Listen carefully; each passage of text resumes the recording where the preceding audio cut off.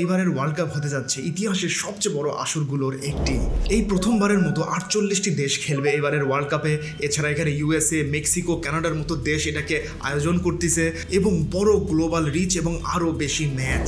সব মিলিয়ে এবারের ফুটবলের মহাযুদ্ধ হতে যাচ্ছে আরও বড়। অনেক আলোচনা, অনিশ্চয়তা আর দর কষাকষির পর অবশেষে 2026 সালের ফিফা ওয়ার্ল্ড কাপের সত্ত্ব নিয়ে বড় অগ্রগতি দেখা যাচ্ছে।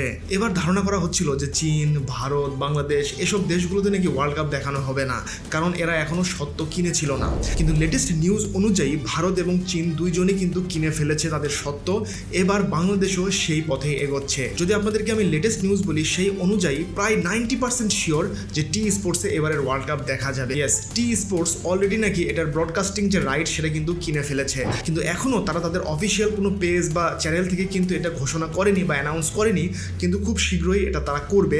এখন বলা হচ্ছে যে টি স্পোর্টসের পাশাপাশি নাকি বিটিভিও দেখাতে পারে ওয়ার্ল্ড কাপ। দু একদিনের মধ্যে এটার অফিসিয়াল ঘোষণাও চলে আসবে এবং আপনারা জানতে পারবেন যে টি স্পোর্টসেই দেখাচ্ছে এবারের ওয়ার্ল্ড কাপ। তো এই ছিল আজকের ভিডিও, দেখা হবে পরবর্তী ভিডিওতে। আল্লাহ হাফেজ।